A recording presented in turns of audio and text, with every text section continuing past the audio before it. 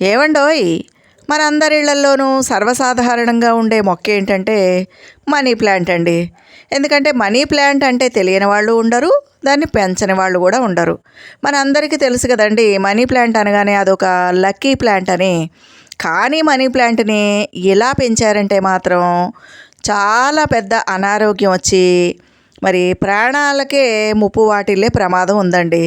మరి అదేంటి, దాని కథా కమామీస్ ఏంటో మీకు ఈ వీడియోలో చెప్పేస్తానండి. ఇంకెందుకు ఆలస్యం, మీరంతా నా ఛానల్కి వచ్చి ఓ లుక్ వేసి ఓ లైక్ వేసి వెళ్ళాలండోయ్. ఇంతకీ అసలు విషయం చెప్పే ముందు ఒక విడ్డూరం గురించి మీకు ఇప్పుడు ముందుగా చెప్తానండి. అనగనగా ఒక బావి, అందులో నీళ్లు పాల వలె తెల్లగా ఉంటాయంటండి. అంటే పాలు నీళ్లు కలిపితే ఏ విధంగా తెల్లగా ఉంటాయో అంత తెల్లగా స్వచ్ఛంగా ఉంటాయంటండి. ఈ బావి కాకతీయ రాజు ప్రతాపరుద్రుడు కాలంలో ప్రతాపరుద్రుడు దీన్ని తవ్వించాడంటండి. ఇంతకీ ఈ బావి ఎక్కడుందో తెలుసా అండి మీకు? కరీంనగర్ జిల్లా మొలంగూరులో కోట ఎదురుగా, దాని ప్రవేశ ద్వారం ఎదురుగా ఈ రాతి కట్టడంతో నిర్మితమైనటువంటి ఈ బావి ఉందంటండి. ప్రజలందరూ కూడా దీన్ని దూద్ బావి అని పిలుస్తారంట. అయితే అక్కడి ప్రజలు కావచ్చు, చరిత్రకారులు కావచ్చు, మరి శాస్త్రవేత్తలు కావచ్చు, ఆ బావిలో నీళ్లు తెల్లగా పాలవలే ఎందుకు ఉంటున్నాయి అని ఎన్ని రకాలుగా ఆలోచించినా, ఎంత బుర్ర బద్దలు కొట్టుకున్నా అది ప్రశ్నార్థకంగానే మిగిలిపోయిందంటండి. ఈ నీళ్ల ప్రత్యేకత ఏంటంటే, ఆ నీళ్లల్లో బావిలోనికి ఒక నాణెం వేస్తే అది పైనుంచి చూస్తే స్పష్టంగా కనిపిస్తుందంటండి. అంత స్వచ్ఛంగా అందులో నీళ్లు ఉంటాయంట.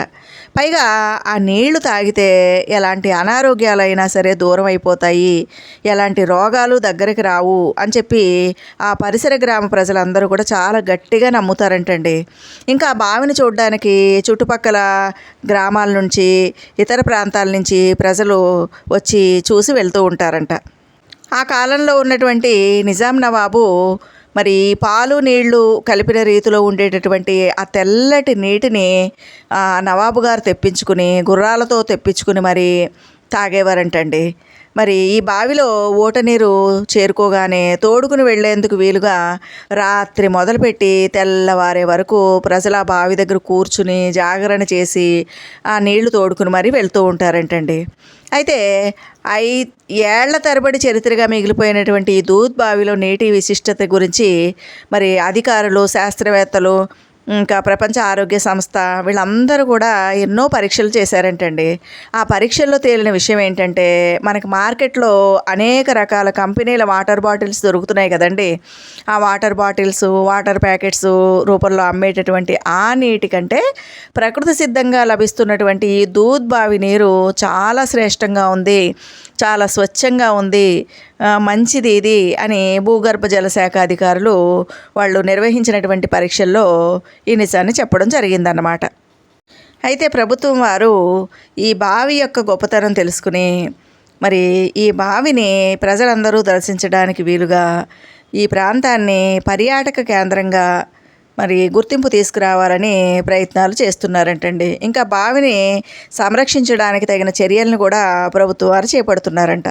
మరి ఈ బావిలో నీళ్లు తీయగా కొబ్బరి నీళ్ళలాగా ఉంటాయంటండి. ఈ నీళ్లు తాగితే ఎలాంటి రోగాలు రావంట.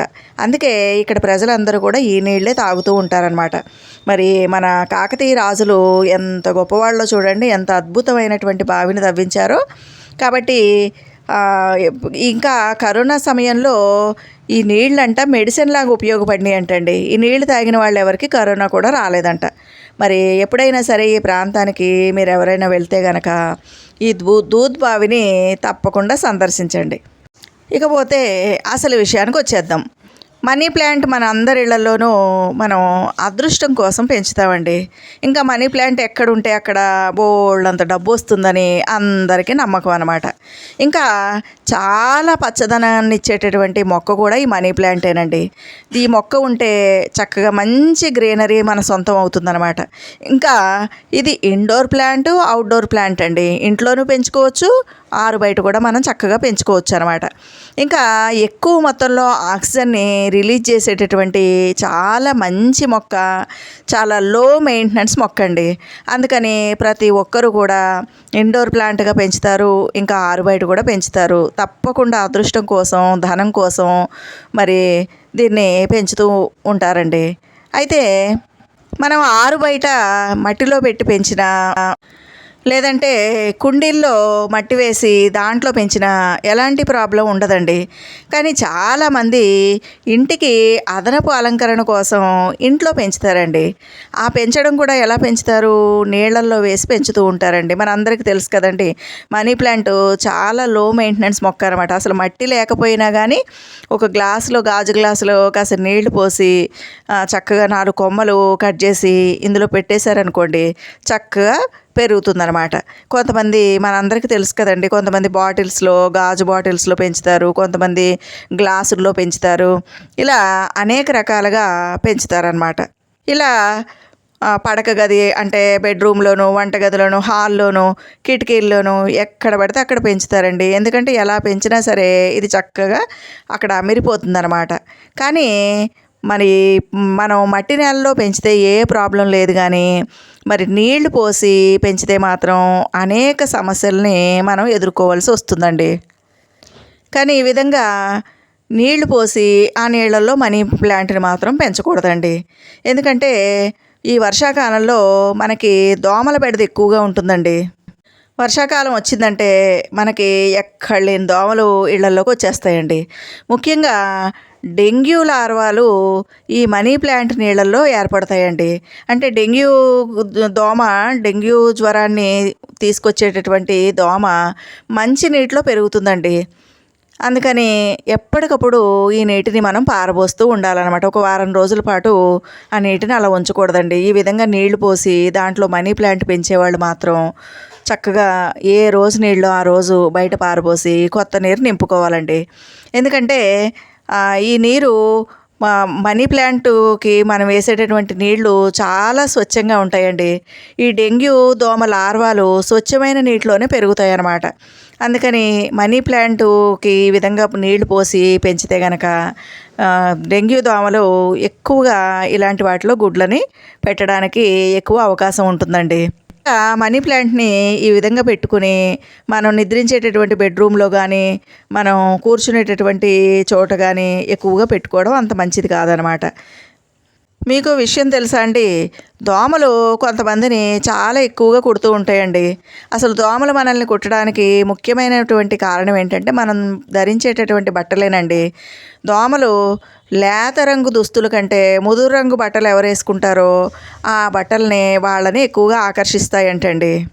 మనందరికీ తెలిసిన విషయమే కదండి, కొంతమందిని దోమలు అస్సలు కుట్టవు, కొంతమందిని మాత్రం ఎక్కువగా కుడుతూ ఉంటాయి అన్నమాట.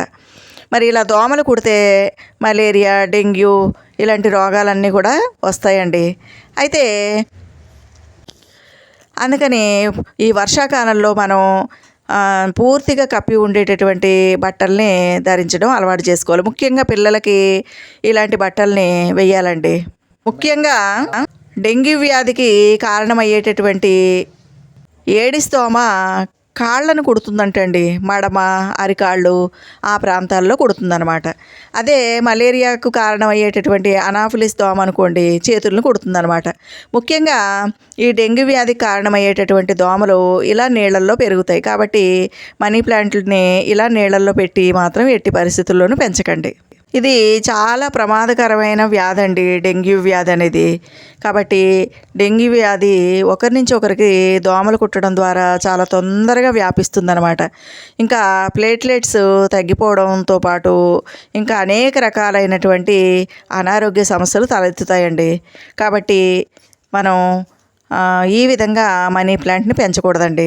అంతేకాకుండా మన ఇళ్లల్లో ఎక్కడా కూడా ఈ విధంగా నీళ్లు లేకుండా చూసుకోవాలండి. మన చుట్టుపక్కల కొబ్బరి చిప్పలు కానీ, టైర్లు కానీ, కూలర్స్ కానీ, ఇంకా రకరకాలు ఉంటాయి కదండి బయట, వాటన్నిటి మీద కూడా తప్పనిసరిగా మూతలు పెట్టుకోవాలన్నమాట. మంచినీటిలోనే ఈ దోమ పెరుగుతుంది కాబట్టి మంచినీళ్ళ మీద మూతలు లేకుండా ఉంచుకోకూడదండి. అలా చేసినట్లయితే మనం ఈ వ్యాధి బారి నుంచి తప్పించుకోవచ్చు అన్నమాట. కాబట్టి ఇంట్లో అలంకరణ కోసం మనీ ప్లాంట్ పెంచాలనుకునే వాళ్ళు తప్పకుండా మట్టిలో మాత్రమే, కుండీలో, ఇలాంటి చిన్న కుండీలు అయినా సరే మట్టి పోసుకుని ఆ మట్టిలో మాత్రమే పెంచుకోండి. అంతేగాని ఇలా నీళ్లు పోసి మాత్రం ఎట్టి పరిస్థితుల్లో పెంచకండి. ఒకవేళ నీళ్ళల్లో ఇలానే మేము పెంచుకోవాలి అనుకుంటున్నాము అనుకుంటే ప్రతిరోజు నీళ్ళను మాత్రం మారుస్తూ ఉండండి. ఈ జాగ్రత్తతో పాటు ఇంకా మనం డెంగ్యూ జ్వరం వ్యాపించకుండా తీసుకోవాల్సిన జాగ్రత్తలు ఏంటంటే కొబ్బరి నూనె అండి. కొబ్బరి నూనెని మన మోకాళ్ళ నుండి కింది వరకు, పాదాల వరకు రాసుకోవాలంటండి. ఉదయం నుంచి రాత్రి వరకు ఆ విధంగా కొబ్బరి నూనె రాసుకోవడం వల్ల ఇది యాంటీబయోటిక్ పొరలాగా పనిచేసి డెంగ్యూ దోమలు కుట్టకుండా ఉంటాయండి. ఎందుకంటే డెంగ్యూ దోమలు మన మోకాలి కంటే పై వరకు ఎగరలేవంటండి, మోకాల వరకు ఎగురుతాయంట. కాబట్టి మోకాల దగ్గర నుంచి అరికాలు వరకు కొబ్బరి నూనె స్నానం చేసిన తర్వాత రోజు కొబ్బరి నూనె రాసుకుంటే ఆ కొబ్బరి నూనె అంటే ఆ డెంగ్యూ దోమలకి పడదంటండి. అందుకని కుట్టకుండా ఉంటాయి అన్నమాట. ఇంకా ఎవరికైనా ఒకవేళ డెంగ్యూ జ్వరం వస్తే పచ్చి ఆలుకల్ని, గింజల్ని నోటికి రెండు వైపులా పెట్టి నమలకుండా అలా ఉంచినా మంచిదంటండి. ఇంకా ఆ విధంగా చేయడం వల్ల రక్త కణాలు నార్మల్గా మారుతాయంట, ప్లేట్లెట్స్ వెంటనే పెరుగుతాయంటండి. కాబట్టి ఈ వర్షాకాలంలో మనీ ప్లాంట్ పెంచేటప్పుడు ఈ జాగ్రత్తలు తప్పనిసరిగా తీసుకోండి. విన్నారు కదండి. ఈ వీడియో కనుక మీకు నచ్చితే లైక్ చేయండి, షేర్ చేయండి, నా ఛానల్కి సబ్స్క్రైబ్ చేయండి. ఉంటానండి.